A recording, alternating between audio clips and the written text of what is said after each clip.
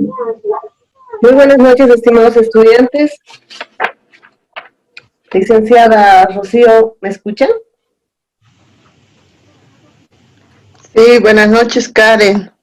¿Cómo está, licenciada? Creo que tenemos una alumna que no, bueno, que está con su micrófono encendido. Esperemos que ya lo corte.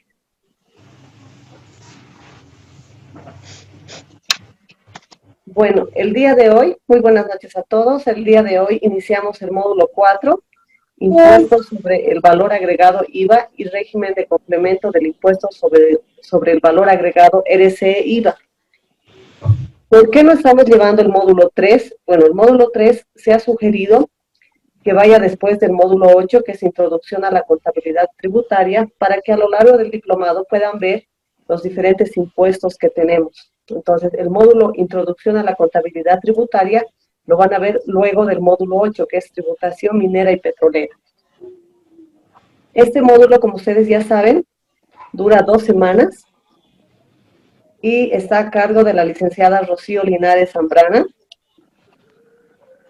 La licenciada es magíster en gerencia del gas, tiene un diplomado en educación superior y es licenciada en economía. Licenciada, por favor, si nos puede contar brevemente un poco de su experiencia profesional. Gracias, buenas noches a todos. Muy buenas noches y gracias nuevamente, Karen, por la presentación. Bueno, quiero dar la bienvenida a todos los diplomantes que en esta ocasión están interesados en profundizar sus conocimientos en el área tributaria. Me voy a presentar, mi nombre es Rocío Linares, como dijo Karen. Soy de profesión economista. He trabajado bastante tiempo en el Servicio de Impuestos Nacionales, en la gerencia Graco Santa Cruz, en la gerencia sectorial de hidrocarburos, en el Departamento de Fiscalización, y actualmente trabajo en el Viceministerio de Política Tributaria como especialista tributaria. Toda mi carrera prácticamente la he dedicado a ver el tema tributario, y en esta oportunidad, por invitación de la Fundación, les voy a dar, vamos a ver con ustedes el impuesto al valor agregado y el régimen complementario al IVA. Karen, no sé si podemos dar, ¿cómo va a ser la ponderación, la Claro que sí. evaluación? El, Gracias. tenemos 2 semanas de trabajo y quisiera que por favor tomen nota. El examen, vamos a tener 2 exámenes. Cada examen va a valer 30 puntos. El foro, que ustedes ya saben que vale 10 puntos. Y también vamos a tener 2 prácticas. Cada práctica que va a valer 15 puntos. ¿Está bien, licenciada? Sí, en las prácticas vamos a desglosar un poquito lo que decíamos, posiblemente 10 puntos sean las prácticas y 5 puntos vamos a hacer la misma metodología que las otras materias que estamos viendo, es la habilitación de las cámaras. A mí me parece muy importante que todos nos conozcamos, nos veamos las caras, el, el, la, el medio de interacción va a ser a través de la cámara. Entonces le vamos a dar parte de la práctica, una ponderación a la habilitación de cámaras y participación, por favor. Entonces, eso sería todo, creo, en esa parte, Karen. Bueno, licenciada, le agradezco mucho por haber aceptado ser docente una vez más en la fundación y le dejo su clase. Más tarde me conecto. Permiso, Muchas licenciada, gracias. a todos. Gracias. Buenas noches y bienvenidos a todos nuevamente. Es un gusto estar en la quinta versión de este diplomado y siempre valorando que todos los profesionales ahora, muchos como ustedes, están interesados en especializarse, pienso, en el área tributaria, ¿no? Me parece muy importante, hay poca gente especializada en tributos, y también para muchos que tal vez no están muy familiarizados con la temática, es un poco complicada de entender, ¿no? Pero quisiera, como les decía, en la ponderación de las prácticas vamos a poner en consideración la habilitación de cámaras. Me parece importante que nos conozcamos. Solamente para mí, ahorita tengo 3 personas con las que vamos a trabajar. Es difícil trabajar con personas que no se pueden ver. Bueno, ya me he presentado, han visto un poquito de mi experiencia. Quisiera conocer a ustedes también. He visto en el perfil de profesional que ustedes tienen, tenemos 2 abogados, el resto son auditores y también hay un administrador de empresas. Eh, Entiendo también que ya han llevado principalmente las materias que son de derecho, ¿no? Derecho tributario y demás procedimientos de impugnación, que es más teórico. Ahora vamos a entrar a la parte más práctica, pienso, y quiero hacerlo así también porque sé que los auditores, contadores y los profesionales siempre aprendemos más cuando nos ponemos a trabajar. Entonces vamos a hacerlo lo más práctico que se pueda. Quisiera conocer un poquito su experiencia en el área tributaria, porque me interesa saber si algunos ya tienen base. Vamos a hacer un análisis más profundo de los impuestos que vamos a ver, ejercicios tal vez un poquito más complicados, pero también me interesa saber quiénes están viendo por primera vez el tema tributario, porque también entiendo que es algunas veces difícil acostumbrarse inclusive a la terminología y todo eso. Un poquito para conocerles de paso, por favor, si nos puedes comentar, Jimena, eh, ¿por qué estás pasando el curso? ¿Cómo te ha ido hasta el momento? ¿Qué expectativas tienes? Y quisiera saber si ya tienes conocimientos del tema tributario o es primera vez que estás viendo, por favor. Buenas noches, licenciada, buenas noches, compañeros. Bueno, la expectativa que tengo es, bueno, ampliar y profundizar mis conocimientos en el área tributaria. En el ámbito tributario no he tenido ninguna experiencia. Actualmente trabajo en el Banco Unión en el área de operaciones. Es por eso que he tomado este diplomado, porque el área de tributación es quisiera, sí, armar una consultoría. Por eso estoy en este diplomado. Muchas gracias, licenciada. Ya. María Luisa, por favor, ¿nos puedes comentar? Buenas noches, licenciada. Buenas noches, compañeros. El, el interés para cursar este diplomado ha sido para profundizar más los conocimientos, ya que en el área que trabajo más he estado viendo la parte de costos, superficialmente algunos temas tributarios que he ido apoyando, pero me gustaría más desde mi puesto ir apoyando con más conocimiento y además, lo que he estado viendo es anexos tributarios, RSI, IVA, pero de manera superficial en el trabajo. Gracias, Ya. licenciada. Gracias. Edwin, por favor. Licenciada, buenas noches, compañeros. Buenas noches. Igual, del mismo modo, mi intención, el propósito de este curso es profundizar los conocimientos. He trabajado bastante, bueno, sigo trabajando bastante tiempo en el área de recursos humanos. Sin embargo, para mí es algo fundamental, ¿no? Conocer de impuestos, incluso por un emprendimiento propio y todo esto. Entonces, no he tenido la oportunidad de trabajar mucho en impuestos, pero quiero conocer y profundizar más esta materia. Ya, gracias. Dafne, por favor, ¿nos puedes comentar? Nos estamos presentando y conociendo tu experiencia en el área tributaria. Buenas noches, licenciada, compañeros, Buenas buenas noches. noches. Actualmente estoy como analista de contabilidad, sin embargo, igual me interesa mucho ampliar mis conocimientos en el tema tributario, por el tema de que siempre uno se topa con diversos casos, ¿no? El tema de multas y sanciones, exenciones, el tema de también compensaciones. Entonces es por eso que me interesa mucho, me interesó mucho tomar el diplomado y eso precisamente, ¿no, licenciada? Ya. Jessica, por favor. Buenas noches. Buenas noches, licenciada, compañeros.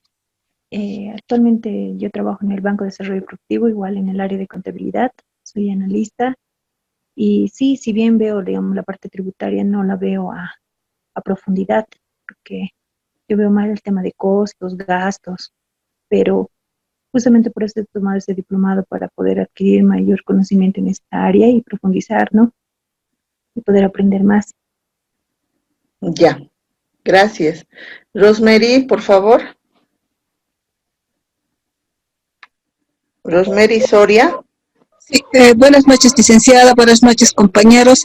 Buenas noches. Yo trabajo actualmente en una organización no gubernamental. He dejado bastante tiempo de trabajar y recién me estoy reincorporando por motivos de salud. Es por esa razón que he tomado este diplomado para, primero, para volver a actualizarme y para profundizar también mis conocimientos en tributación. Ya, gracias. Shirley, por favor. Shirley Gemio. Muy buenas noches. Buenas noches. Mi nombre es Shirley Gemio. Soy jefa administrativa financiera de una empresa petrolera acá en Santa Cruz. Actualmente radico en Santa Cruz, soy de La Paz. Yo veo prácticamente la parte de tributos y finanzas. Y estoy en el curso, pues prácticamente es para, más que todo, ver las nuevas normativas, los cambios que se han presentado en este tiempo. Y es, pues, bueno, siempre dar un recuerdo desde lo que uno ha avanzado en la universidad hasta lo que uno lo maneja en práctica. Bien, muchas gracias. Wendy, ¿nos puedes, por favor, presentar? Sí, buenas noches, licenciada, buenas noches, compañeros.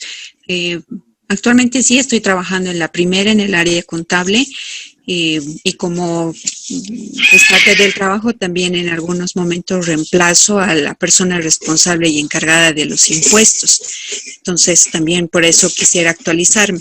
Anteriormente sí he visto impuestos en lo que es más que todo servicios, minera, pero ahora como estoy en el área financiera, bueno, bancaria, quisiera obviamente actualizarme y por eso es me he animado a tomar el diplomado. Ya, muchas gracias. Carlos Vilca, no sé si puedes hablar o estás en tu trabajo, entendemos, pero ¿puedes hablarnos? Sí, muy buenas noches. Mi nombre es Juan Carlos Vilca, trabajo en el Departamento Administrativo Financiero de la Agencia Estatal de Medicamentos. Ya. Bueno, más que todo conocer esta parte de la área tributaria es fortalecer, ya que prestamos servicios públicos y hay algunos que por el tema de aranceles están alcanzados por el IVA y queremos conocer más, ¿no? Para poder aplicarlos o en todo caso, ¿no? Gracias. Ya, gracias. Juan Carlos, ¿y alguien más que quiera participar que no he mencionado porque no los veo, no sé si están? Valeria, Grover, Simón, Shirley. ¿Quién puede hablar? Simón. Licenciado, buenas noches. Buenas noches. Compañeros, buenas noches. Bueno, voy a disculpar, estoy saliendo del trabajo y bueno, no he querido dejar la clase. Está bien, bueno, entendemos. Yo tengo formación de contador público, tengo experiencia en lo que es la liquidación de impuestos. Afortunadamente he trabajado en empresas industriales donde, digamos, se ven más a profundidad los temas impositivos. Conozco lo que es la parte de recuperación de CDIs. Actualmente soy gerente administrativo en Occidental Bolivia, que es una industria. Entonces, mi interés en tomar el curso es perfeccionar los conocimientos que tengo. ¿Ya? Uno siempre tiene algo nuevo que aprender, ¿no? Ese es mi inquietud. Gracias. Ya, gracias. ¿Valeria está? Sí, licenciada. Ya, Valeria. Buenas noches. Buenas noches. Yo tengo formación en auditoría en la Universidad Mayor de San Andrés. Actualmente estoy trabajando en el Banco Unión y, bueno, más que todo tomar el diplomado para, bueno, como decía mi compañero, para saber un poquito más del área tributaria, ya que también somos funcionarios públicos. Tenemos que fortalecer esos conocimientos. Ya, Grover, ¿está ahí? Sí, buenas noches. Buenas noches. Licenciado, ¿cómo se va a disculpar? También, estoy llegando recién también. Y lo mismo, ¿no? Como decían mis compañeros, tratar de profundizar en el tema de impuestos y, bueno, pues tener más opciones de trabajo. Eso ha sido el principal motivo para tomar este diplomado, licenciado. Gracias. Ya, muchas gracias. Roxana Marca, ¿está ahí? Buenas noches, licenciada. Buenas noches. Buenas noches, licenciada. Mi nombre es Roxana Marca López y trabajo en el área administrativa en una entidad desconcentrada del Ministerio de Salud y mi expectativa es poder aprender sobre el tema tributario, poder ampliar mis conocimientos, ya que es una rama muy importante en la profesión que tengo, ¿no? Soy contadora de profesión, contadora pública. Gracias, licenciada. Gracias, Roxana. ¿Quién más? Alejandro. Acaba de llegar, ¿no? Alejandro, por favor, te puedes presentar y saber si tienes ya alguna experiencia tributaria. Buenas noches. Buenas noches. Mi nombre es Alejandro Melgar.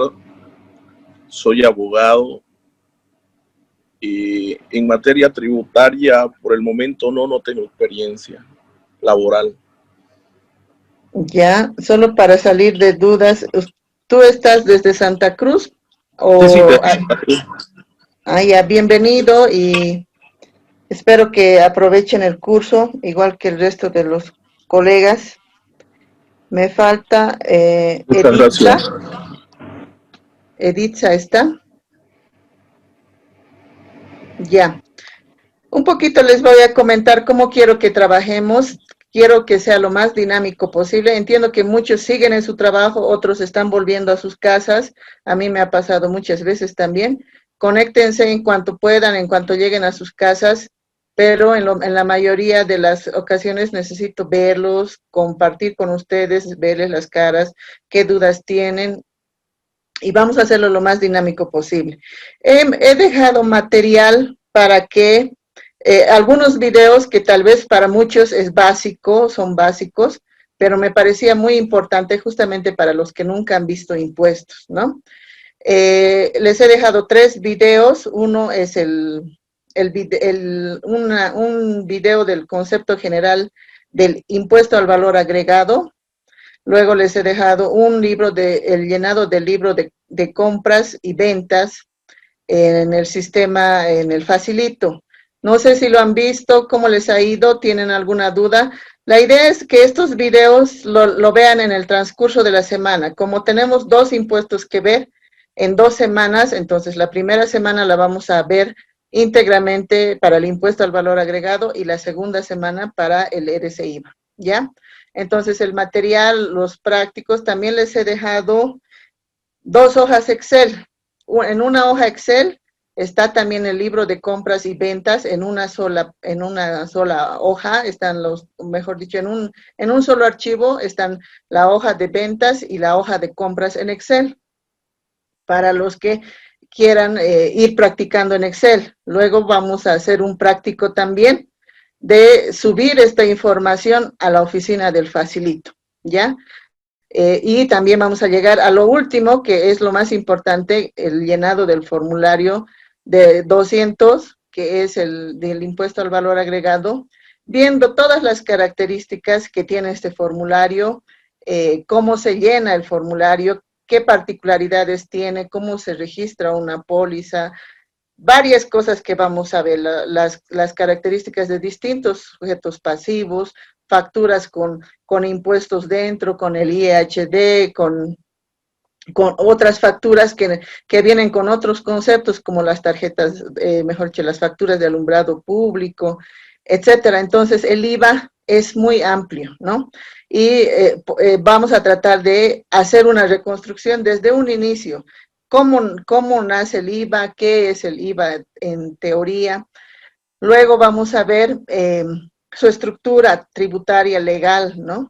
y vamos a entrar a la práctica de cómo determinamos el impuesto al valor agregado para cualquier contribuyente en forma general. Entonces, para eso, para los que ya saben también, la mayoría de hecho, tenemos que primero hacer la construcción de un libro de compras y ventas. Sobre el libro de compras y ventas que vamos a hacer, estructurarlo, vamos a poder determinar el impuesto de un periodo fiscal. Entonces, quiero darles, les he pasado todas las herramientas para la primera semana, ¿no? En el Excel, como les digo, les he pasado para los que no tengan Facilito o no lo puedan instalar en su equipo, les he pasado en Excel. Pero para los que no lo quieran instalar, también hasta eso vamos a ver cómo lo instalamos en nuestro equipo, el Facilito, cómo llenar los libros de compras y ventas, cómo jalarlo al sistema. Y de ahí vamos a hacer la determinación del impuesto al valor agregado en un periodo fiscal, que esa va a ser lo último, ¿no? ¿Han podido ver el material que les he dejado? ¿Lo han descargado? ¿Ya lo han visto los videos todavía? ¿Algún comentario?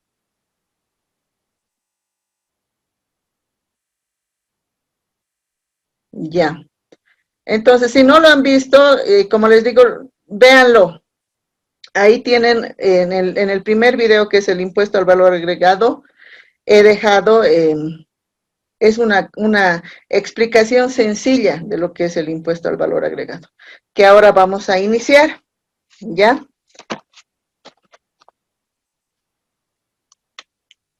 ¿Cómo les ha ido en las materias anteriores que eran más legales?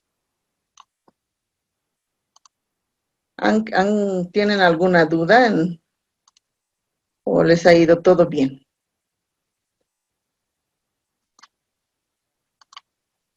Ya. Estoy compartiendo mi pantalla, están viendo, ¿no? Sí. Sí. Ya, gracias. Sí. Entonces, empezaremos. ¿Nadie ha visto el video que les he mandado? Del IVA, ¿de qué se trata el IVA? ¿Qué es el impuesto al valor agregado? ¿Alguien me puede comentar? ¿Alguien que ya haya visto o sepa por qué se denomina el impuesto al valor agregado?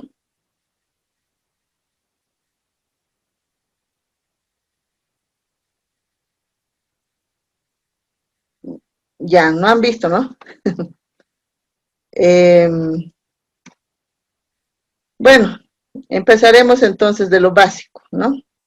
Para recordar también a la mayoría de los, tal vez de mucho tiempo están viendo.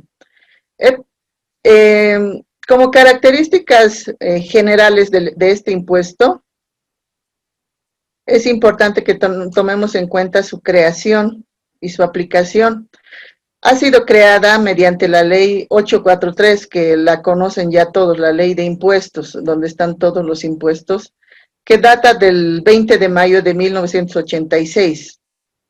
Todo esto, nuestro sistema tributario, ha sido implementado, sabemos, después de la hiperinflación, que ha implementado un nuevo modelo económico y ha dejado sin efecto todos los impuestos que se tenían hasta antes de ese periodo, porque antes de ese periodo nuestro país tenía una infinidad de impuestos. La mayoría de los impuestos se denominaban de renta destinada. Creaba un impuesto, había un impuesto, y eso les comento, por ejemplo, para construir la autopista La Paz el Alto. Entonces, el gobierno de turno creaba un impuesto que se denominaba cualquier nombre, le ponía una alícuota y determinaba quiénes van a pagar. No cumplían estos impuestos los principios que han debido ver ahora que son constitucionales, los principios de la política fiscal. Los principios de la política fiscal, tenemos los más importantes, la proporcionalidad, que uno debería tributar en función y en la capacidad económica que tiene y en proporción al hecho generador o al hecho gravado, ¿no? También el principio de igualdad tampoco cumplían estos impuestos, porque no pagaban todos por igual, sino pagaban algunos sectores, había un impuesto a la minería distinto. Entonces, nuestro sistema tributario antes del 21060 era muy disperso, ¿no? A raíz de esta ley, la 843, que se creó después de esta crisis económica, es que tenemos una nueva estructura de impuestos, ¿no? Que inicialmente nació, de hecho ya nació con el impuesto al valor agregado y otros impuestos más, que algunos ya no están vigentes y otros todavía se mantienen, como el IVA, el RCIVA y el IUE. Tenía que empezar su vigencia a partir de su reglamento, y su reglamento salió el 27 de febrero de 1987. Que es el Decreto Supremo 21530. Entonces, ambas normas, a partir de 1987, están vigentes, ¿no? Una de las características importantes del IVA es que es un impuesto indirecto. ¿Y a qué se refiere con que sea un impuesto indirecto? De que el sujeto pasivo, el obligado, que asume la carga del impuesto, no es el que nos vende, el que llega a hacer el formulario 200. En realidad, el que asume el impuesto a través del precio es el comprador. Por eso se denomina un impuesto indirecto, porque este impuesto es trasladado a través del precio al comprador de este bien. Es un impuesto por eso se denomina indirecto, ¿no? Porque termina asumiéndolo el consumidor. Es un impuesto proporcional y se refiere la proporcionalidad, además a que es una alícuota porcentual que tú vas a pagar en proporción al precio, ¿no? Si tú compras un objeto más caro, tú tienes que pagar un mayor impuesto. Aquí no influye el tema de tus ingresos, no es proporcional al ingreso, sino es un impuesto proporcional al precio, que cuando compras algún producto de un precio mayor, tú asumes el impuesto en la misma proporción del precio, ¿ya? Este tipo de impuestos, en general en el mundo del valor agregado, se denomina un impuesto plano o regresivo. ¿Por qué se denomina regresivo? Porque no considera dentro de la estructura del impuesto la capacidad económica que tiene el consumidor. Por ejemplo, una persona puede ser que sea un jubilado que recibe una renta mínima y va a ir a una farmacia a comprar un medicamento. Entonces, en la farmacia le van a cobrar en función al precio, no en función a su salario. Y en este tipo de impuestos, el que más termina pagando puede ser una persona que tiene menores ingresos. Entonces, por eso se denomina plano o regresivo, porque puede terminar teniendo un efecto regresivo para las personas que tienen ingresos menores, ¿ya? Si es que las personas con ingresos menores tienen mayor grado de consumo, entonces se vuelve regresivo porque les afecta en mayor proporción a ellos, ¿no? Es un impuesto que grava el consumo, y esto también tal vez ya lo han visto. Tenemos en la estructura tributaria principalmente dos tipos de impuestos: los que gravan la renta y los que gravan el consumo. Los que gravan la renta se basan en la generación de ingresos o utilidades que genera la empresa o el sujeto que es sujeto al gravamen. Pero en el caso del consumo, este impuesto recae sobre el consumidor, sobre el que va a comprar el bien para su consumo. Por eso se denomina que es un impuesto que grava al consumo, ¿ya? En los impuestos al consumo, aparte del IVA, tenemos el impuesto, el ICE, que es el impuesto a los consumos especiales. Luego tenemos, y aquí va la importancia de su nombre, ¿no? ¿Por qué se llama impuesto al valor agregado? Es porque grava el valor que se añade al producto en cada una de las etapas de producción, sea un bien o servicio, ¿no? Entonces, ¿cuál es la idea? Y esto es importante cuando vamos a analizar la compensación de este impuesto. Si yo tengo, soy productor de juguetes, tengo un juguete que voy a vender para estas fiestas navideñas, puede ser que yo lo haya importado o puede ser que lo haya producido, pero yo voy a pagar este impuesto solamente sobre el valor que le estoy añadiendo, ¿no?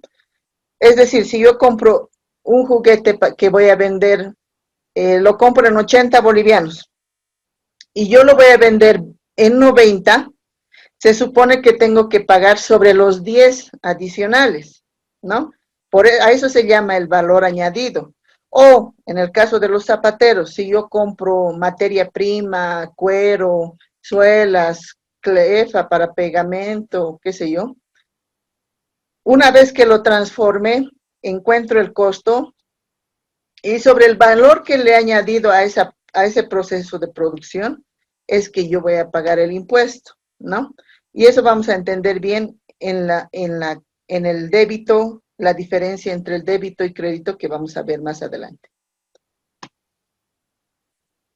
Este impuesto en su naturaleza grava, está bien puntual, ¿qué cosas grava? Primero grava la venta de bienes muebles situados o colocados en el territorio del país.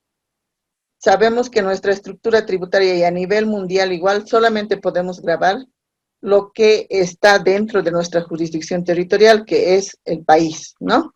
Entonces, toda venta que se realice dentro de nuestro territorio nacional de bienes muebles está gravado por el IVA, ¿ya? Luego tenemos, también grava los contratos de obras, prestaciones de servicio y toda otra prestación de cualquier naturaleza. O sea, las prestaciones de servicios que no son a través de la venta de un bien, sino prestación de servicios, también está gravado por el impuesto al valor agregado. Y como tercer elemento importante son las importaciones definitivas. También grava la importación. Y aquí muchos se van a preguntar, ¿pero por qué grava la importación si la importación es una operación de comercio internacional? Sí, pero como les decía, es un impuesto al consumo. Entonces, como regla general a nivel internacional, los países no pueden exportar impuestos. Entonces, se supone que todos los países cumplen este principio, con lo cual las mercancías llegan al puesto fronterizo sin ningún impuesto, ¿no? Y cuando vamos a importarlo a territorio nacional para consumo propio, como este es un impuesto al consumo, tiene que pagar el país que está importando. Entonces, a nivel mundial, el IVA se paga en país de destino, donde está ingresando. Y cada país tiene su propia forma de cobrar los tributos al momento de la importación, ¿ya? Lo contrario, si hiciéramos lo contrario, no estaríamos cumpliendo el principio de neutralidad impositiva si hacemos que se exporte un producto con impuestos por dentro. Eso no se puede. Entonces, cuando nosotros somos al revés, somos los consumidores o los importadores, en cada país de destino, cada uno le grava con el impuesto al valor agregado en país de destino, ¿ya? ¿Quiénes son los sujetos pasivos? Los sujetos pasivos, como ya han debido ver también anteriormente, es sobre quién recae la obligación del impuesto. En este caso, como les decía, si bien es un impuesto indirecto, el sujeto pasivo va a ser el que venda estos bienes muebles o los bienes muebles, ¿no? El que hace la venta se constituye en sujeto pasivo. Luego, el que realice en nombre propio, pero por cuenta de terceros, también la venta de bienes. En realidad, toda venta. En la importación, el que realice la importación a nombre propio, la importación definitiva, ¿no? Luego, en la prestación de servicios, también, ¿quién es el sujeto pasivo? El obligado a pagar el impuesto, el que presta el servicio. También aquí está específico que también se constituye en sujeto pasivo el que alquile bienes muebles o inmuebles. Entonces, el alquiler de bienes muebles o inmuebles también está alcanzado por el impuesto al valor agregado. También están quienes realizan operaciones de arrendamiento financiero. Pero en general, van a ser sujetos pasivos los que realicen estas tres actividades, ¿no? La venta, la prestación de servicios y la importación. ¿Qué es el hecho imponible? Y seguramente han visto igual en las materias de derecho tributario, ¿qué es el hecho imponible? ¿No? El hecho imponible es el momento en que nace la obligación, un momento específico en que nace la obligación de tributar.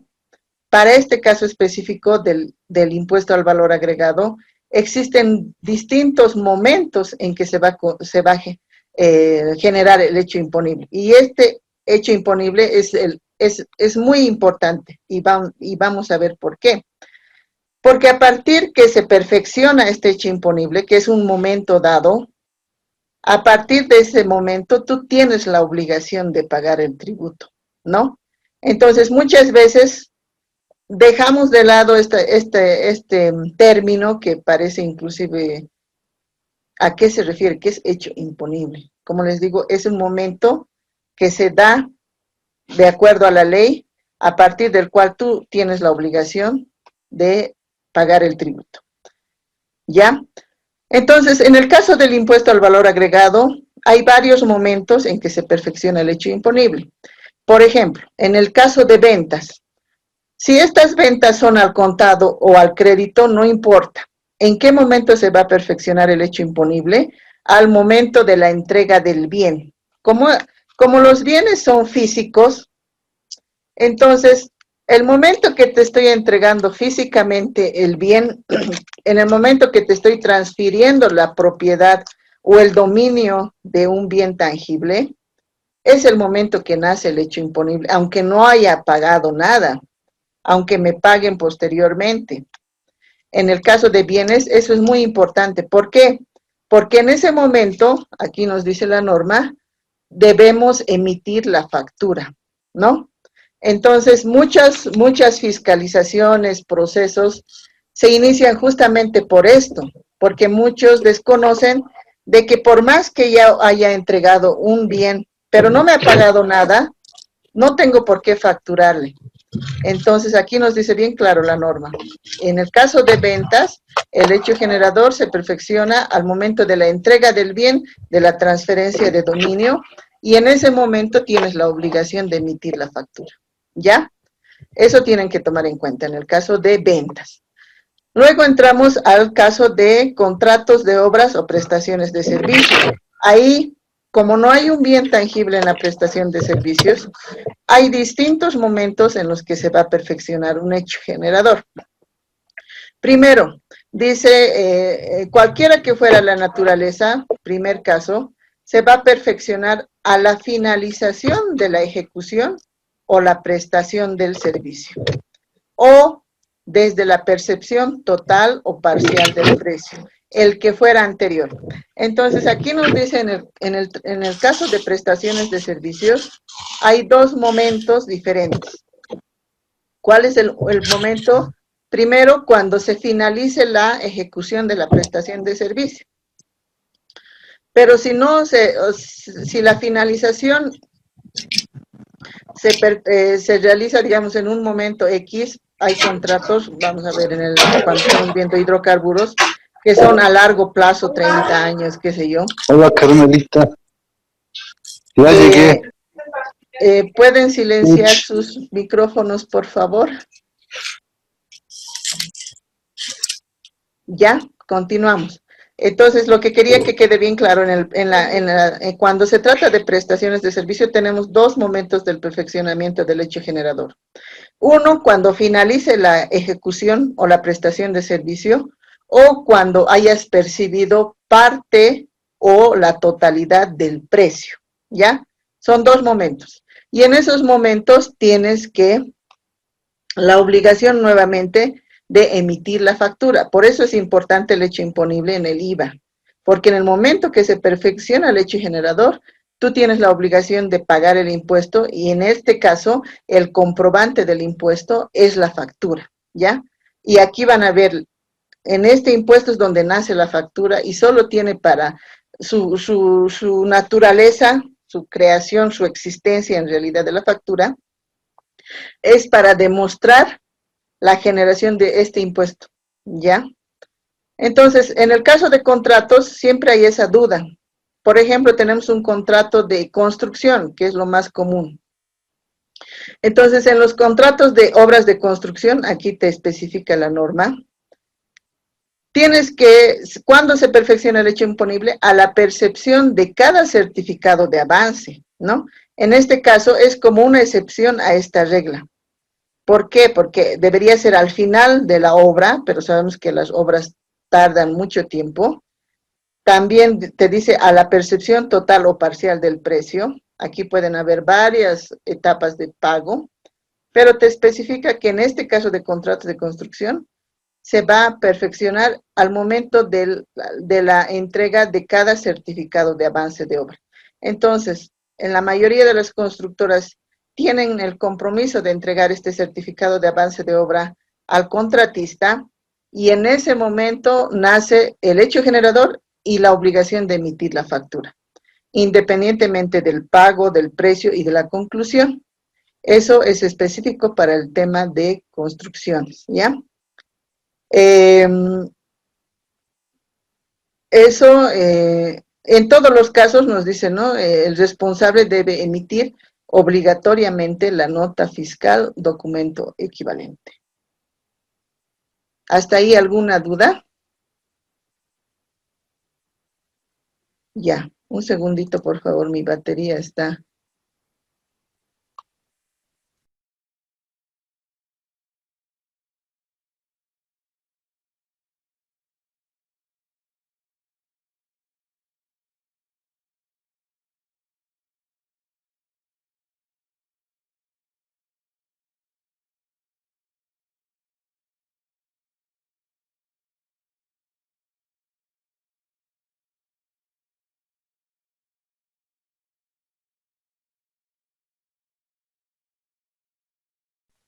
Ya, continuamos.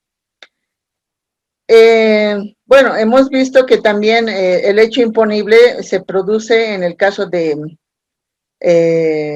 otras prestaciones de servicio, de bienes muebles, dice, bueno, también se perfecciona el hecho imponible en la fecha en que se produzca la incorporación de bienes muebles en casos de contratos de obras y prestación de servicio o se produzca el retiro de bienes muebles en la actividad gravada de los sujetos pasivos.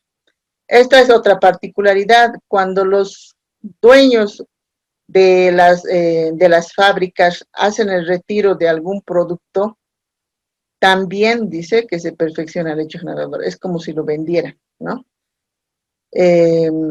Sea para uso o consumo también en el caso que sea para uso o consumo del único dueño o de los socios de las sociedades de personas.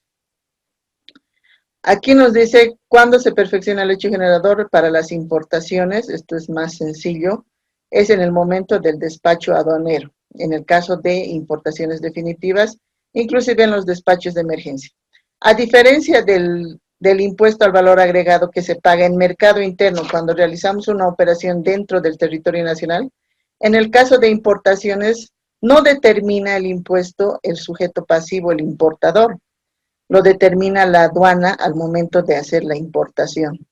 Entonces, en ese caso, es automático, ¿no? No es que cuando uno importa tiene que declarar, sino en la póliza de importación ya aparece tu impuesto y lo tienes que pagar para hacer el trámite correspondiente de desaduanización en la aduana.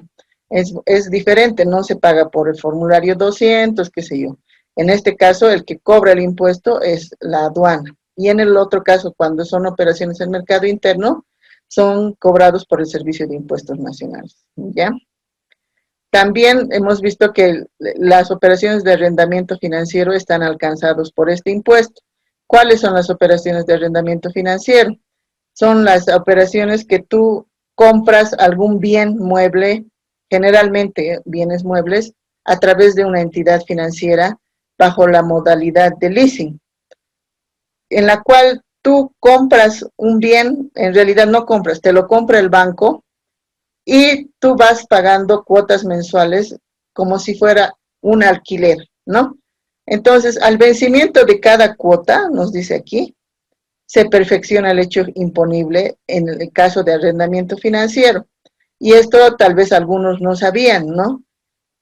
Algunas empresas o algunos bancos por ahí no te están dando la factura en cada cuota que tú pagas por arrendamiento financiero, pero de acuerdo a la ley 843, también en cada cuota se perfecciona el hecho generador del impuesto al valor agregado, por lo que tienen que facturarte en cada cuota.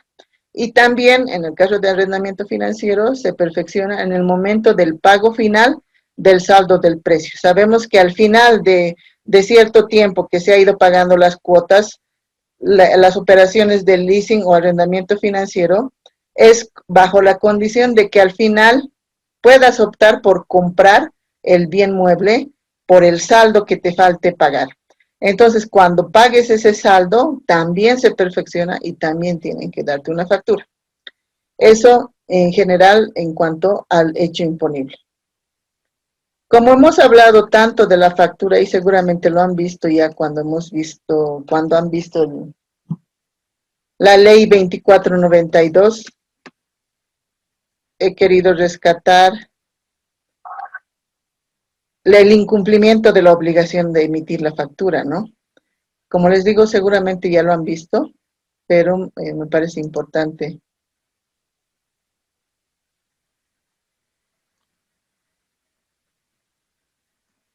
recalcarlo nuevamente.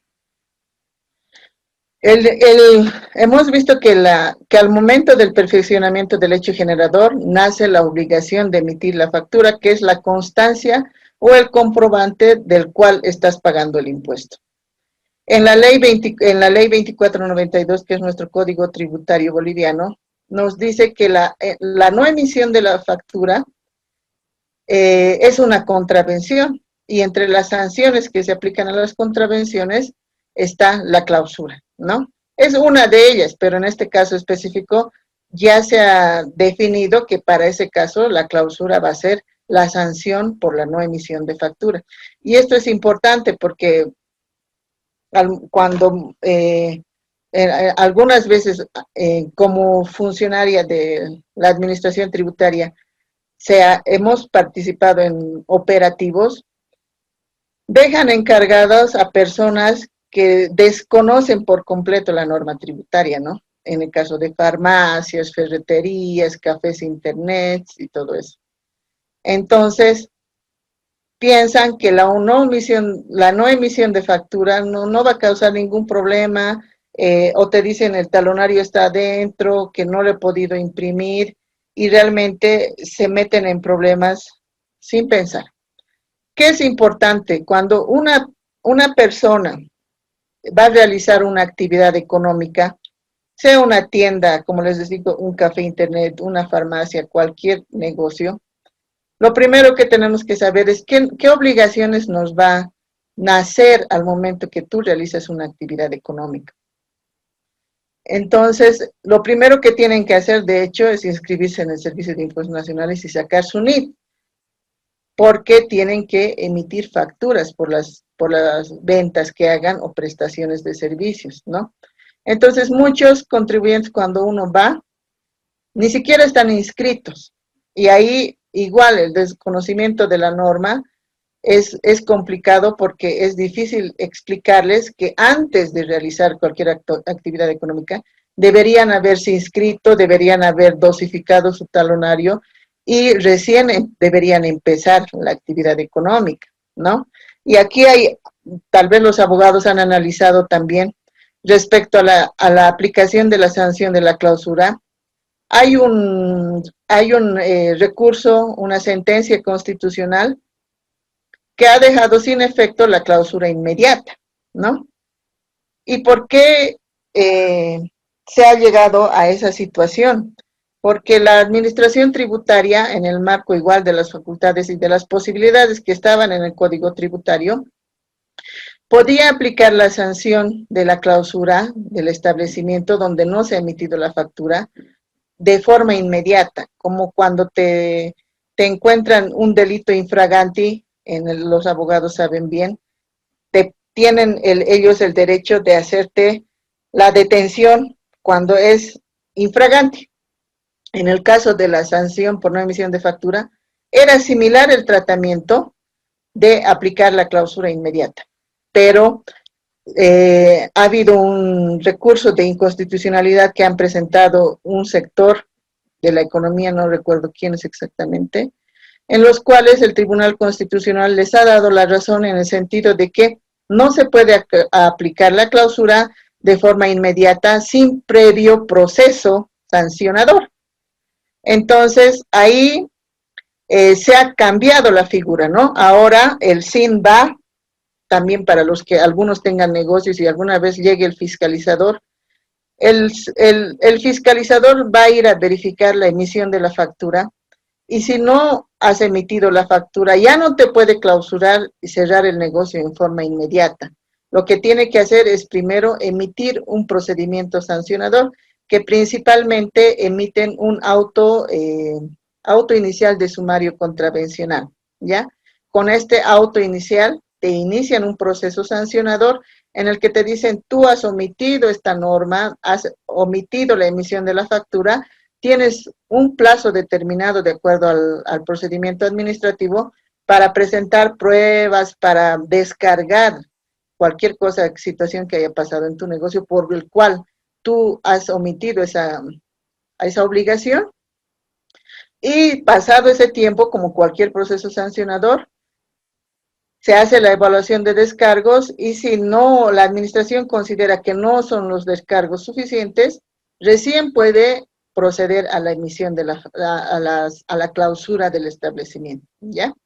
Hasta eso pueden pasar, no sé si alguno ya ha pasado por esa situación, pueden pasar 30 días, 60 días más.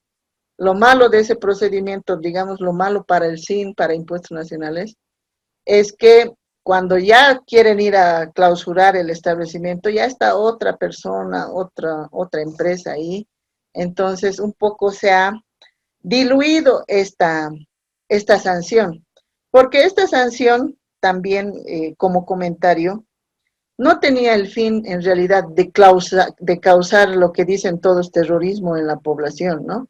Sino el fin de estas sanciones a nivel legal es el de causar la sensación de riesgo, ¿no? Evitar que las personas incurran en esa conducta. Entonces, al cambiar la norma y por consecuencia de la sentencia constitucional, también ha incurrido en forma inversa. Ya no hay sensación de riesgo, los contribuyentes ya no tienen miedo a no emitir factura y más bien, sinvergüenzamente, algunos dejan de emitir la factura. Entonces, hay dos contraposiciones, ¿no? Uno, tenían derecho a reclamar que no se les haga una sanción inmediata, pero por otro lado, se ha perdido tal vez el mecanismo de sensación de riesgo que tenía como objeto esta ley, ¿no? En esa sentencia constitucional se ha establecido un plazo para que se saque un procedimiento para la clausura, un procedimiento sancionador, pero ya no ha salido esa norma, entonces se aplica el procedimiento sancionador normal, el que siempre existió, ya existen plazos en el Código Tributario, entonces se quedó así. Pero eso es para conocimiento, para que todos sepan cómo funciona el incumplimiento a la emisión de la factura. Se han mantenido y todavía están vigentes las sanciones que aplican desde 6 días, que sería la primera vez, y por cada reincidencia aumenta 6 días hasta llegar a 48 días, ¿no? Y la última reincidencia se repite 48 días. Ya no hay la clausura definitiva, porque en realidad la clausura definitiva es la que inició o ha sido el motivo por el cual los contribuyentes han presentado este amparo constitucional, porque no estaban de acuerdo con la clausura definitiva, porque vulneraba el derecho al trabajo, ¿no? Y a raíz de eso es que se ha modificado también el procedimiento sancionador y la clausura inmediata. Entonces, lo que está vigente ahorita, lo que no quedó inconstitucional, se queda nomás, que es la sanción por días hasta un máximo de 48, ya no hay la definitiva. Eso como información igual para ustedes que es importante. La primera vez también, y esto está en el Código Tributario, no forma parte del IVA, pero la factura es el comprobante del IVA, les dije, por eso me parece importante. La primera vez que tú no emitas la factura, tienes la posibilidad de convertir, se llama la convertibilidad, por una sanción que sea 10 veces la cantidad del monto no facturado. Solo la primera vez se tiene esa posibilidad y las demás sí o sí va a aplicar la cláusula después de un procedimiento sancionador que va a aplicar el Servicio de Impuestos Nacionales, ¿ya? Aquí hay algo importante que también se tiene que considerar, que está en la ley 843. El hecho de que no se emita la factura quita el derecho de apropiarse el crédito fiscal. Eso lo vamos a ver ahora, qué es el crédito fiscal y el débito fiscal. Pero nos dice la norma que el hecho que tú no emitas la factura le quita también de hecho derecho al que no ha recibido la factura, porque él no va a tener ningún crédito fiscal que apropiarse. Entonces, eso quería comentarles respecto a la obligación de la emisión de la factura. Hasta ahí, ¿tenemos alguna consulta, duda, comentario? Una consultita. En muchos de los contratos del Estado, al momento de poner esta cláusula de la facturación, colocan el proveedor emitirá la factura, la entrega del bien, bueno, etcétera, ¿no? Sí. Y muchas veces le colocan, o en todo caso la entidad realizará la retención correspondiente. Quería consultar si esta figura es válida. Ya. En el IVA, en realidad, no hay retención. Porque como es un impuesto indirecto, está lloviendo, ¿no? Perdón, yo escucho la lluvia aquí. Como es un impuesto indirecto, se supone que dentro del precio está incluido el impuesto, ¿no? O sea, si yo estoy pagando por este celular 1.000 bolivianos, se supone que dentro de los 1.000 está la factura, ¿ya? Tendría que estar la factura. Pero no me dan, y hay una situación en la que no te pueden dar, porque aquí no, en el hecho imponible hay una palabrita que siempre llega a causa problemas. ¿Dónde está? Aquí. La habitualidad. Dice, quien en forma habitual se dedique a la venta de bienes muebles está alcanzado por el impuesto. Entonces, uno que no es habitual, por ejemplo, yo lo quiero vender mi celular, ya es usadito. Entonces, y alguna vez inclusive hasta eso me preguntaron, pero los bienes usados igual, porque es una venta. O sea, aquí no dice bienes muebles nuevos. Sea nuevo o usado, la venta es la que está grabada. Entonces, si yo no voy a vender mi celular, debería facturar. Pero como no hay una actividad habitual, o sea, no es mi negocio, no es el rubro no me dedico a eso en realidad, es algo eventual que estoy haciendo, entonces puedo no emitir factura. Eso me dice la norma. Como no es habitual, no soy sujeto del IVA, en otras palabras. Entonces, en el IVA no habría nada que retener porque se supone que el precio que yo te estoy dando es sin impuesto, ¿ya? Y tú mismo, como en el IVA el comprador es el que asume el impuesto, tú mismo no podrías retenerte el 13% de tu compra, ¿no ve? Por eso en el IVA no existe retención, pero sí existe retención del IT, que es el impuesto a las transferencias, y el IUE. Como no estamos viendo los otros impuestos, pero igual les voy a explicar. Cuando uno compra un bien, se supone que al momento de comprar, el comprador está pagando el IVA, pero el vendedor tiene que pagar el IT, que es el impuesto a las transferencias, a las transacciones, y el IUE, que es el impuesto sobre las utilidades de las empresas. Esos dos impuestos tiene que pagar el que está vendiendo, ¿no ven? Pero como no me está dando factura, no tengo esos impuestos para descargar. Entonces, ¿qué nos dice la norma en el IUE y en el IT?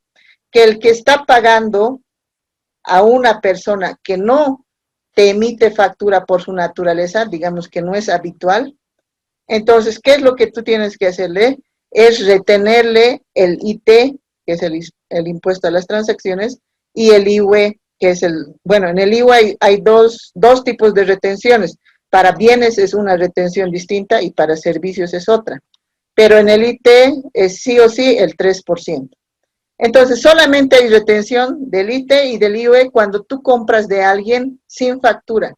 No hay retención del IVA. Y esto es importante, porque algunas veces en los contratos, como tú dices, dicen, si no me factura, yo le voy a hacer la retención de impuestos. Y al momento que te hacen la retención de impuestos, aquí se los voy a buscar qué artículos. Primero deberían retenerte el IT, que es el 3% del precio. Luego deberían retenerte el IUE, que varía para cuando compras bienes, es una retención del 12.5%, y cuando es servicios, ¿cuánto es? ¿Quién se acuerda? 5%. 5%.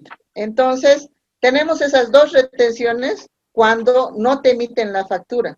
Pero algunas empresas, ¿qué hacen? Te aumentan 13% más, entonces te terminan haciendo alrededor de 25.5%, dependiendo si es bien o servicio, ¿no? Entonces, eso es incorrecto, ¿no?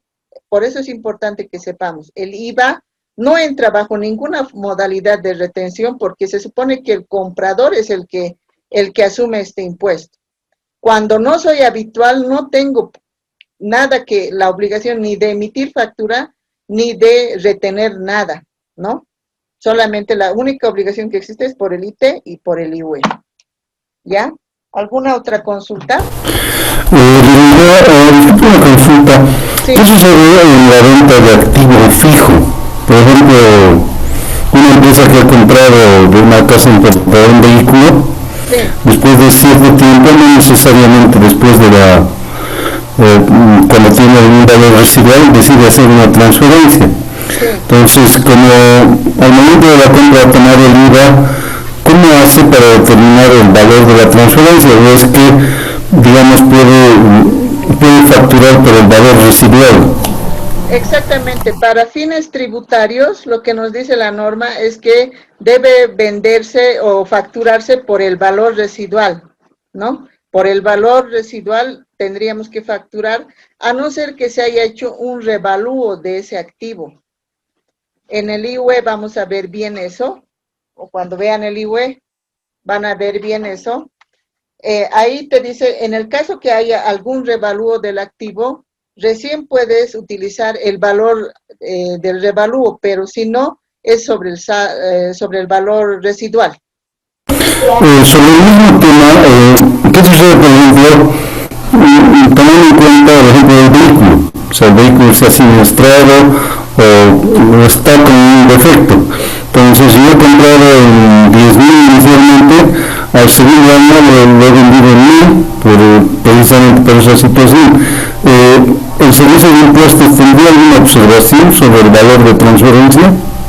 No, pero lo que tendrías que hacer para respaldar correctamente esa transacción es dar de baja el activo, ¿no? Porque si no das de baja el activo, tiene un valor comercial, pero si das de baja el activo, tienes que vender por el valor residual, no hay otra. Entonces, en esos casos, sí o sí lo tienes que dar de baja el activo, si no, para el cine estás vendiendo una mercadería y no un activo siniestrado, qué sé yo, que está en desuso.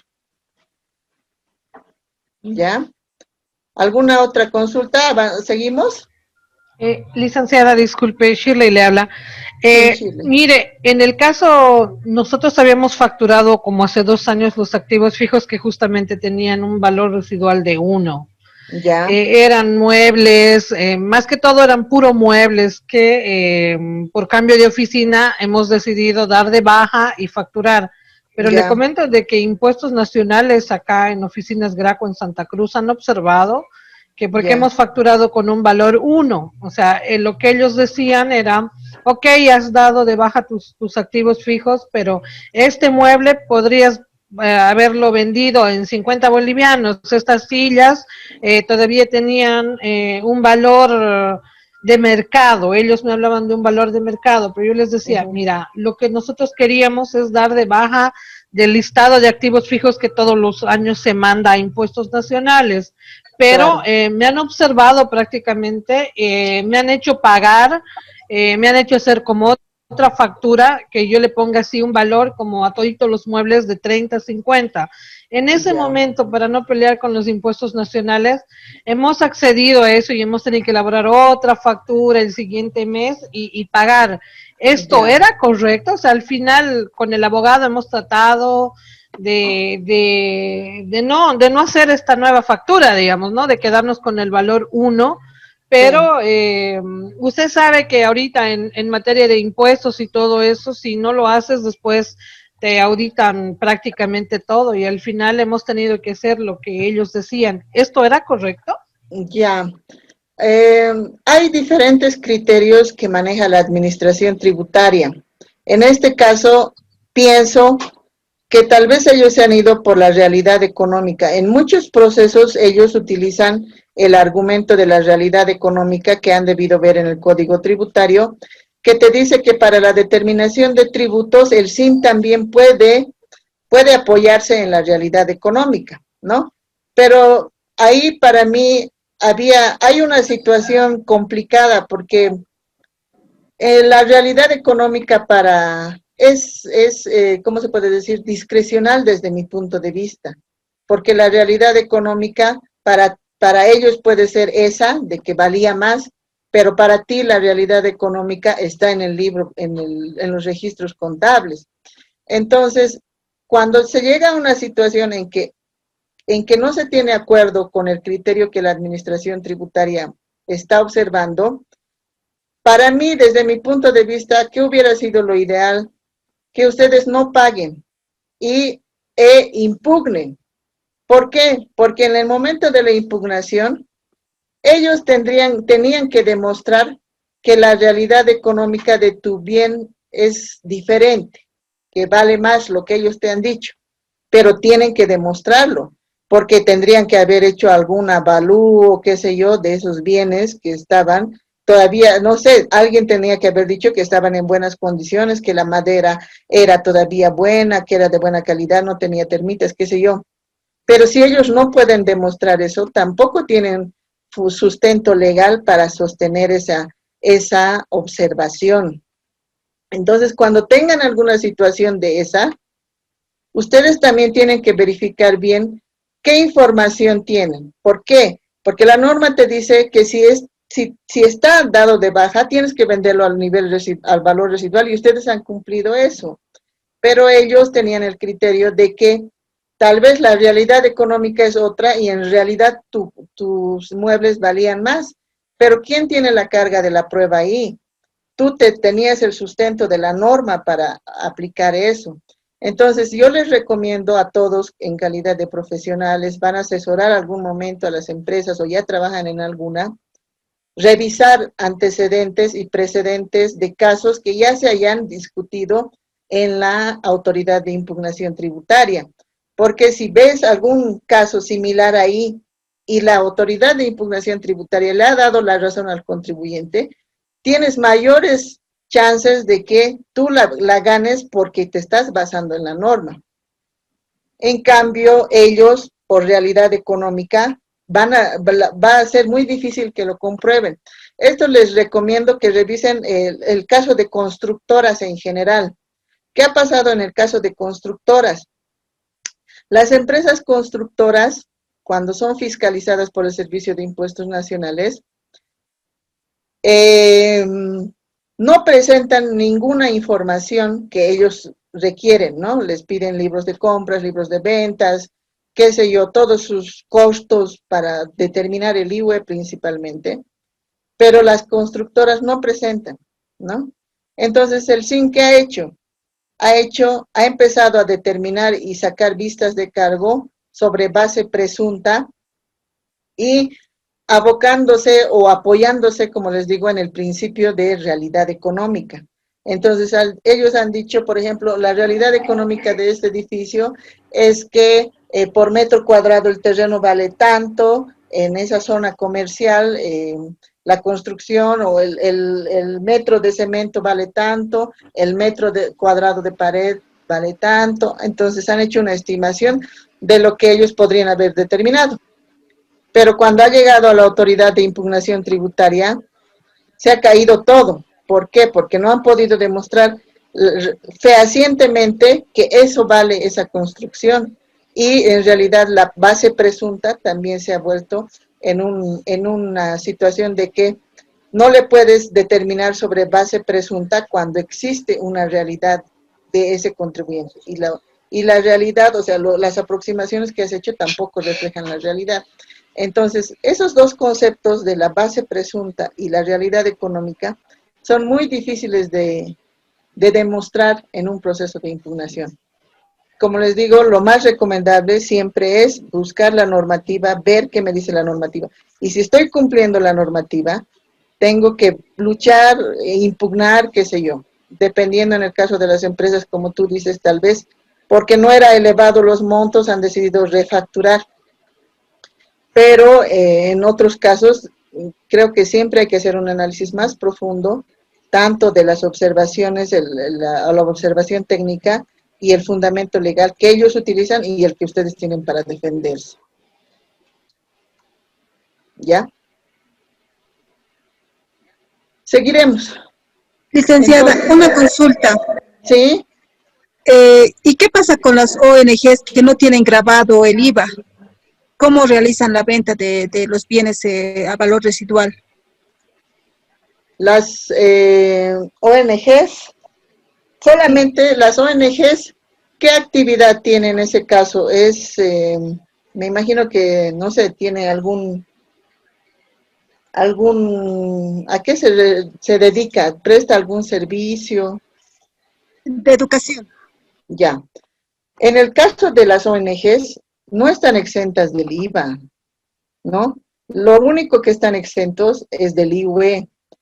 Les pongo un ejemplo bien claro, la Universidad Católica o los colegios particulares, la mayoría también son ONGs o son sin fines de lucro porque son entidades educativas, religiosas, hasta los hospitales son sin fines de lucro. Pero las operaciones que realizan de compra, venta y prestaciones de servicio, por más que sea en el marco de su naturaleza de sin fines de lucro, no están exentas del IVA. Entonces sí o sí te facturan.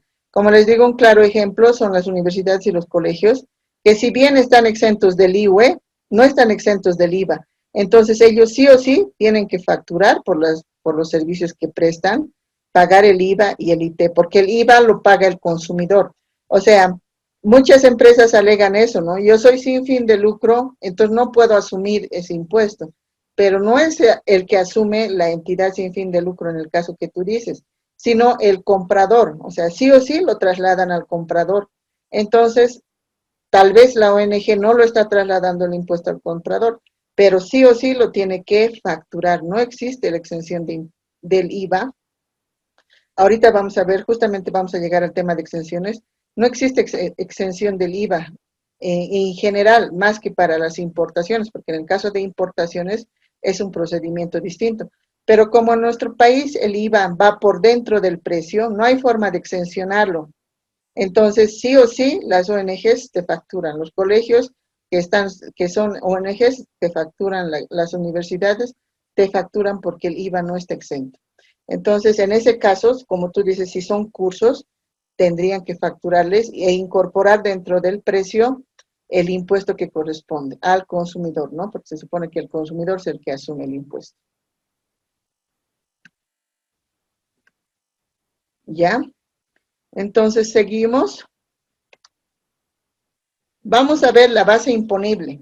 ¿Y qué es la base imponible que seguramente ya han visto? La base imponible es el valor o el importe sobre el cual voy a calcular el impuesto, ¿ya? En el caso del impuesto al valor agregado, ¿cuál es la base imponible de este impuesto? Es el precio neto de venta. Y muchos dicen, ¿qué es el precio neto? ¿No? El precio neto, bueno, es el precio neto de los bienes muebles, contratos, prestaciones de servicio y cualquier precio que se encuentre consignado en la factura nota fiscal. Y aquí nos dice, ¿qué se va a entender por precio neto de venta? Hasta esto es importante. ¿Qué es el precio neto de venta? Es aquel precio que pagas, en otras palabras, pero deduciendo estos conceptos. Por eso es neto, deduciendo algo. ¿Qué vamos a deducir del precio? Las bonificaciones, descuentos hechos, los descuentos que se hacen al comprador, el valor de los envases y otros conceptos que puedes estar descontando, ¿no? Por ejemplo, en las facturas de luz, nos dice, nuestra factura de luz viene por 100 bolivianos, consumo es 80 bolivianos, tasa de alumbrado público es 10 bolivianos y tasa de aseo urbano 10 bolivianos.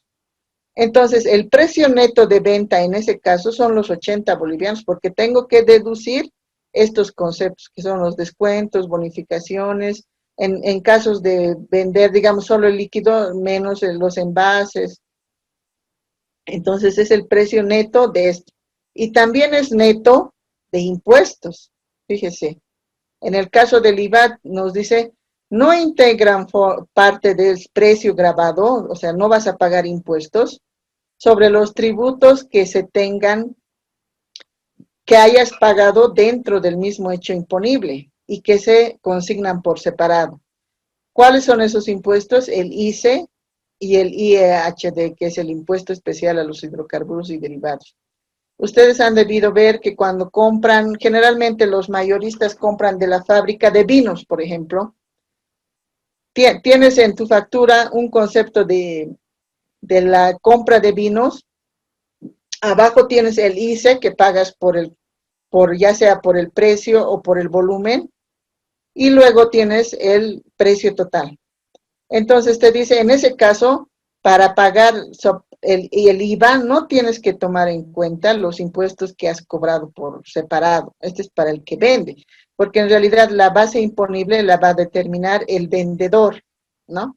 El vendedor sobre qué precio va a pagar el impuesto, sobre el precio que haya cobrado, descontando los descuentos, las bonificaciones que tenga, que haya hecho, en el por ejemplo, en el Black Friday han hecho descuentos, entonces eso no entra dentro de la base imponible, lo tienes que sacar de la base imponible.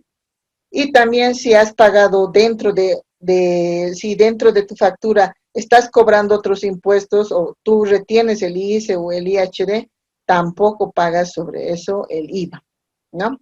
Eso es lo que nos dice en la base imponible sobre la cual vamos a calcular el débito fiscal en realidad. Aquí tengo, y se los he puesto como ejemplos, dos facturas, y esto es importante que lo entendamos, porque nuestro impuesto, nuestro IVA, si bien existe en casi todos los países del mundo, este es uno de los pocos países, yo hasta el momento es el único que conozco, que tenemos el IVA dentro, por dentro se llama, ¿no? Porque en la mayoría de los países, cuando ustedes han viajado al exterior, van a fijarse que tienen una factura de este tipo más o menos, que se llama el impuesto por fuera, ¿ya? ¿Por qué esto lo he puesto, es importante para mí en la base imponible? Porque dice, en la base imponible también nos dice, el impuesto de este título, o sea, el IVA, forma parte integrante del precio neto de venta. O sea, dentro de mi precio, que es mi base imponible, también está el IVA. ¿Ya? Y se factura con es decir, no se muestra por separado. En esta factura, no sé cómo ampliarlo un poquito más que quisiera que vean, pero ven, ¿no? ¿Se nota esta factura? Esta es una factura boliviana, ¿no? Que tiene todas las características que ustedes conocen, la casa matriz, sucursales, factura, la dosificación, el NIT, el número de factura, el número de autorización, original cliente, el logotipo ya. Tenemos la fecha, tenemos el nombre del comprador, en este caso el NIT no ha puesto, aquí ya hay otro error de facturación. Siempre en la facturación tiene que estar 0 o tachado si no va a haber NIT. No puede estar así vacío, ¿ya? Entonces, eso es una observación. Pero tenemos en esta factura, nos dice 30 poleras de niño, cada unidad cuesta 60 bolivianos, el precio total son 1.800 bolivianos. Aquí en ningún lugar dice IVA, no hay IVA, ¿no ve? Entonces, nuestro precio total, nuestro precio neto de venta es 1.800. Y sobre esos 1.800 voy a calcular el 13%, ¿ya? ¿Qué nos dice aquí? Se supone que dentro de este precio, que es el precio unitario, está dentro el IVA, ¿ya? Entonces, cuando calculamos la base imponible, para nosotros es este precio total y se supone que por dentro está el precio, el IVA, no sé cómo, pero está. Es muy diferente una factura de cualquier país del exterior, sea de Perú, Chile, si ustedes van, alguna vez han pasado por ahí, o revisan la legislación comparada de los otros países, van a tener una factura como esta, ¿ya? En esta factura está similar los datos del contribuyente, qué sé yo, los datos generales, pero cuando llegas al detalle de los productos, tienes el precio, pero no son estos 1.800. Sumas todos tus precios, aquí tienes un valor de 500, 100, total 700, que sería como tu costo, digamos, o tu precio no facturado. Aquí es un solo precio, se supone que es facturado. Aquí tienes un precio no facturado que suma los 700. Y sobre ese precio, recién aplicas la alícuota del IVA en ese país. En este caso, la alícuota del IVA, no me acuerdo cuánto era, no se ve, ¿no? Ah, aquí está, tiene todavía tres alícuotas diferenciadas. Ya suma los 3 alícuotas y suma sus 119, que es el IVA de todas estas compras. Total, 819. En este caso, el IVA se ha calculado por fuera y se muestra por fuera. El registro contable inclusive es distinto, porque tu costo total es 819, tu precio sin IVA es 700 y el IVA es 119. La suma de ambos te da el precio. Aquí tienes un precio y no es la suma de tu costo o tu precio sin IVA más el IVA, es muy diferente la estructura. Entonces, aquí va también parte de la consulta que nos hacía la compañera en el caso del IVA. Si yo exencionara esta factura, ¿cuánto le descuento del precio? ¿Cuánto tendría que descontarle si esta factura fuera sin IVA? Digamos que existiera eso, no existe, ¿no? Si digamos fuera una factura sin IVA, ¿cuánto tendría que ser el precio neto en este caso? Tendría que ser menos el 13%, ¿no ve? A ver, ¿cuánto le sale? 1.566. Ya. Ese sería el precio sin IVA, ¿no ve? 1.566 y 13%, digamos, está exento, digamos. Pero como no se muestra en la factura, esta persona me va a vender las 30 facturas al mismo precio, solamente que él no va a pagar. Eso se da en una situación que cuando el impuesto está por dentro, una exención nunca se va a visibilizar. En cambio, en este caso, si nuestro impuesto fuera por fuera, como en este caso, que se expone y se calcula después del precio, si se le exenciona, como en el caso que la colega pensó que estaba exento, tendría que ser IVA 0 y recién podríamos decir que este precio no incluye IVA, ¿no ve? Pagaría los 700. Pero en nuestro caso es difícil. Y eso es lo que ha pasado con la ley de libros. Si ustedes han visto, La ley de libros que ha salido el 2, no recuerdo la fecha exacta, está en la bibliografía que les he dejado.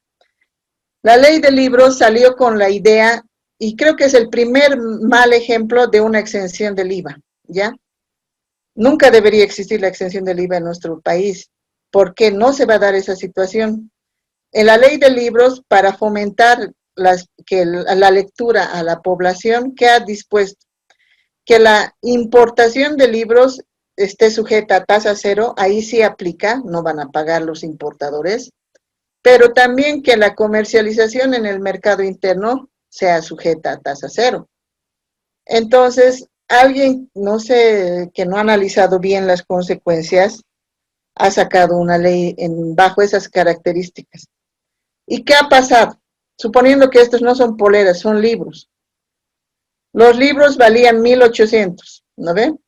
Entonces le dice, tú vas a pagar cero por esta venta. Eso es lo que dice. En nuestras facturas ustedes han debido ver cuando compran material escolar para sus hijos principalmente. Y hasta a mí me ha ocurrido. Me dice, sin derecho a crédito fiscal, dice, ¿no ve? Entonces no me sirve esa factura, se supone que es sin IVA. Entonces sin IVA, ¿qué debería hacer la empresa? Debería cobrarme los 1.500 que dice el compañero. Pero no, como no se expone el impuesto, las empresas que han hecho, me siguen cobrando lo mismo. Y lo único que hemos hecho es liberarles a ellos la obligación de pagar el débito fiscal. Entonces, una exención, cuando el impuesto está por dentro, no se va a visibilizar ni va a beneficiar al consumidor final, que ese es el fin, ¿no? Como es un impuesto al consumo, el exencionar al consumidor sería para que consuma más. Pero en nuestro impuesto, como tiene esa característica, nunca se va a visibilizar. Nosotros no sabemos cuánto de esto es el precio. Finalmente, él si no quiere no baja el precio, porque los precios no están regulados más que en el tema de hidrocarburos. Pero después él puede seguir vendiéndonos a 1.800 y él solamente le hemos liberado que él no pague. Esa situación se ha dado con la ley de libros, porque ha sido el primer caso que se ha exencionado el IVA, pero a través de una tasa cero.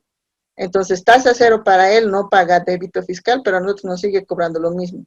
No hay este efecto como cuando el impuesto está expuesto por fuera y el efecto debería ser bajar el precio, ¿no ve?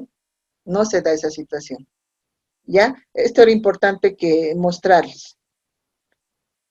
Ahora vamos a llegar a la alícuota, no sé si alcanzamos, por lo menos esto más veremos, por favor, que es importante. Mañana ya vamos a entrar a otros temas. La alícuota, igual en este tema hay muchos temas que necesito aclararles. Muchas veces, y hasta colegas de impuestos, me decían, tenemos dos alícuotas. Tenemos la alícuota del 13% y 14.94. Pero si en la ley solo hay una alícuota. Entonces, eso quiero que veamos, ¿no? ¿Cuál es la alícuota? Y eso es bien sencillo. Esto ni debería estar en la presentación, pero lo que me interesa explicarles es la otra consecuencia o la otra forma de aplicar el IVA. Nos dice la alícuota general y única es y siempre ha sido 13%, ¿ya? Se llama tasa nominal, ¿ya? Pero siempre, y los importadores me preguntan eso, pero ¿por qué al importar yo pago 14.94 y no 13? Ya, eso vamos a ver ahora. Dice, esta alícuota del 13% se aplica sobre la base imponible, es decir, sobre el precio neto de venta, es decir, sobre el precio facturado. ¿Qué era el precio neto de venta? Es el precio facturado, o sea, el precio que tiene derecho a crédito fiscal, así diremos, porque puede ser facturado por 100, pero válido para crédito fiscal es 80. Entonces, el precio que es válido para crédito fiscal, sobre ese se aplica la alícuota, ¿ya? Sobre eso se paga, eso nos dice la norma.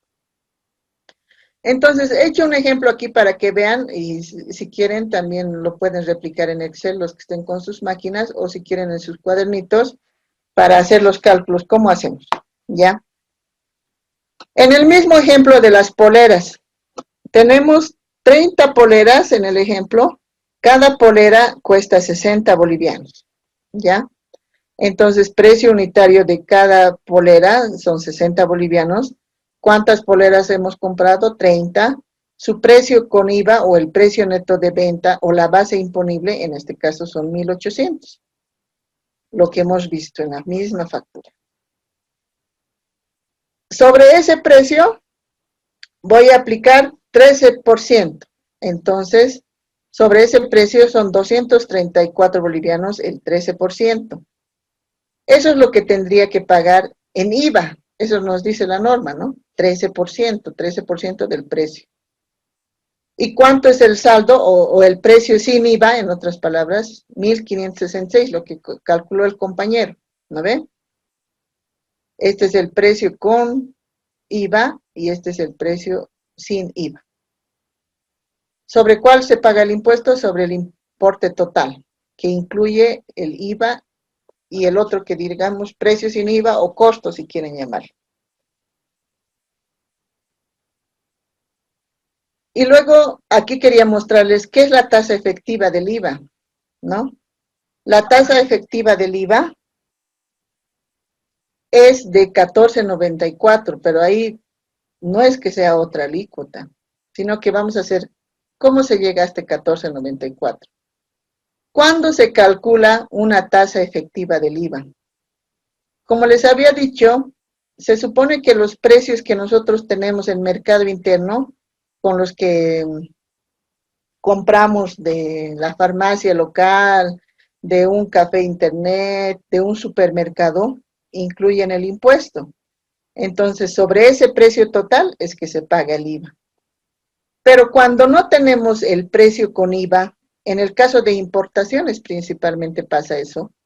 Como les he mencionado, los países por el principio de neutralidad impositiva no pueden exportar impuestos.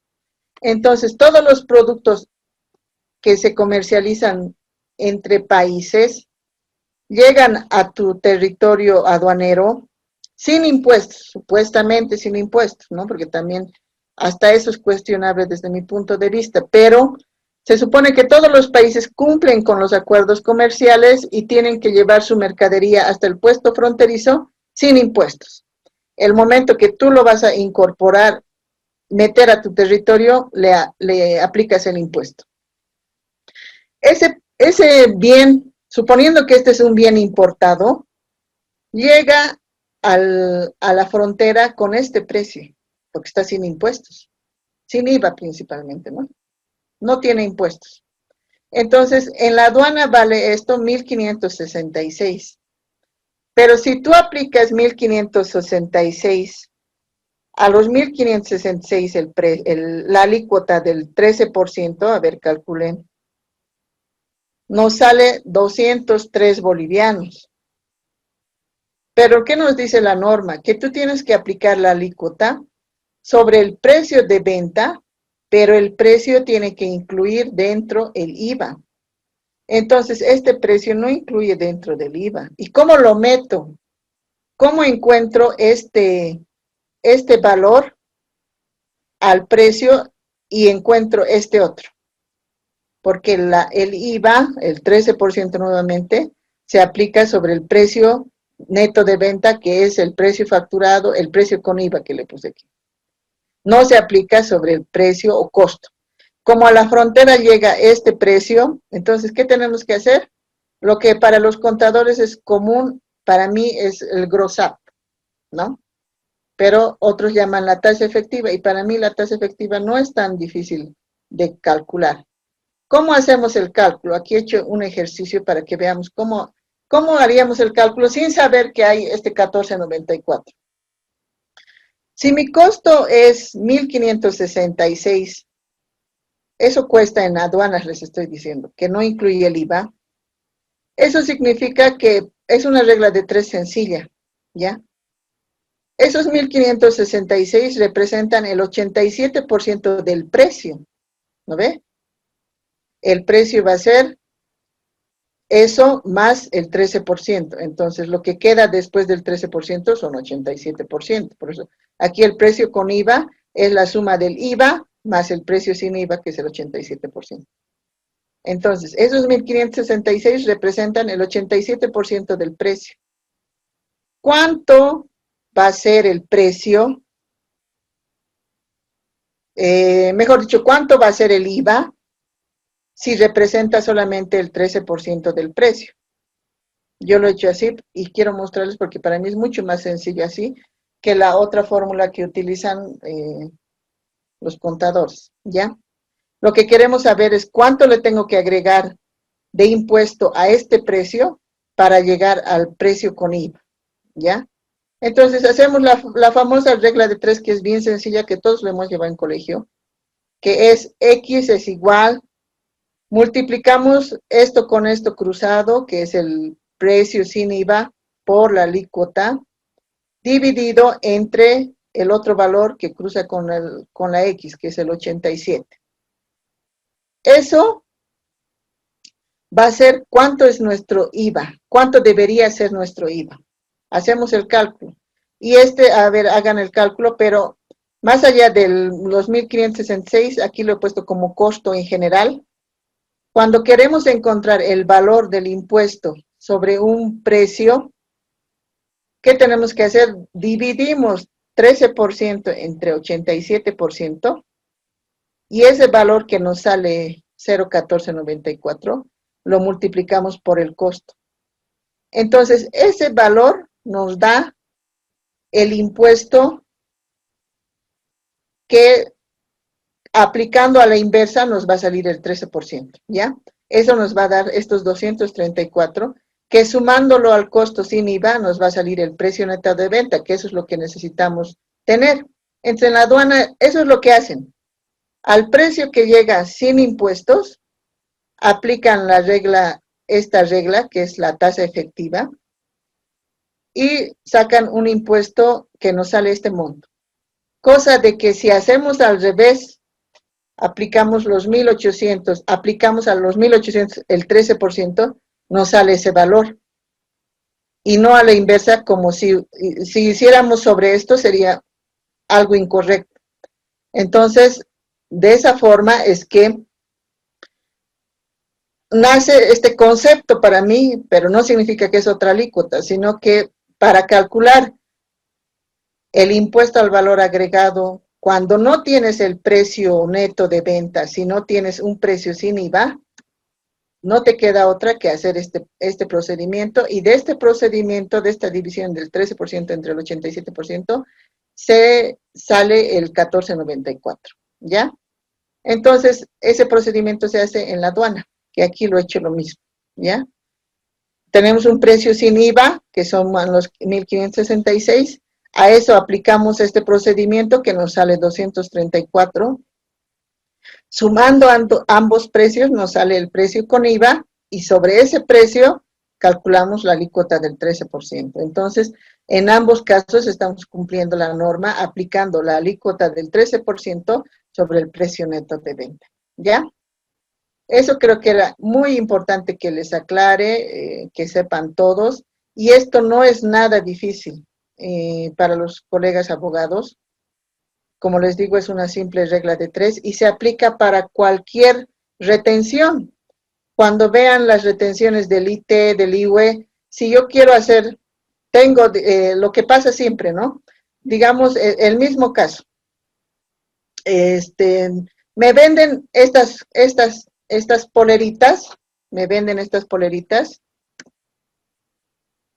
a 52 bolivianos cada una, compro 30 unidades, se hacen los 1.566, y me dicen, no te voy a dar factura. Entonces, ¿qué tienen que hacer los contadores? Ese momento tienen que hacer, ¿qué le hacen? Se llama grossing up, y lo que hemos hecho es esto, grossing up, aumentarle al precio el impuesto que corresponde y sumar como un valor total del precio más el impuesto. Entonces, ¿quién termina asumiendo el impuesto en este caso? El vendedor hace ese grossing up cuando es en el caso de retenciones.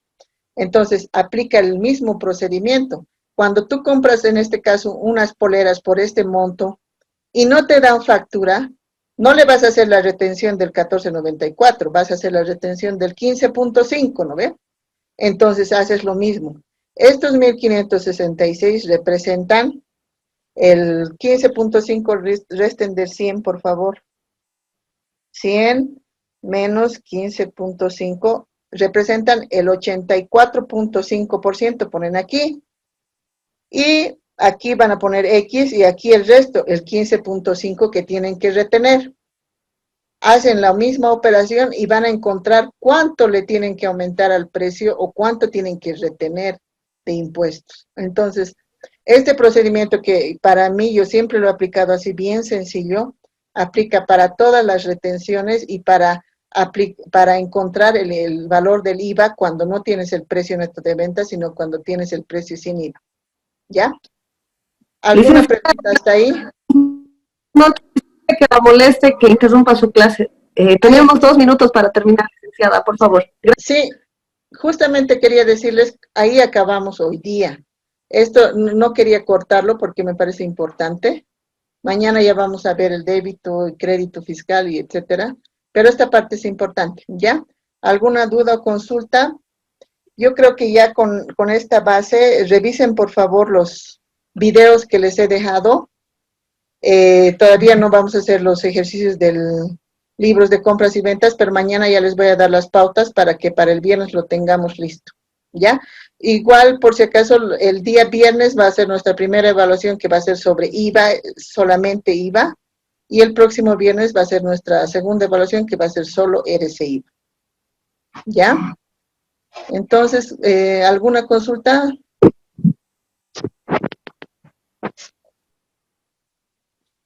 Ahí quedamos por hoy, por favor. Nos hemos pasado un poquito, pero bueno, espero que les haya parecido interesante esta parte. Hasta el miércoles, estimados colegas. Hasta el miércoles. Hasta el miércoles, licenciada. Hasta el miércoles, licenciada. Chao, chao. Hasta luego, Lisa. Hasta el miércoles, licenciada. Chao, chao.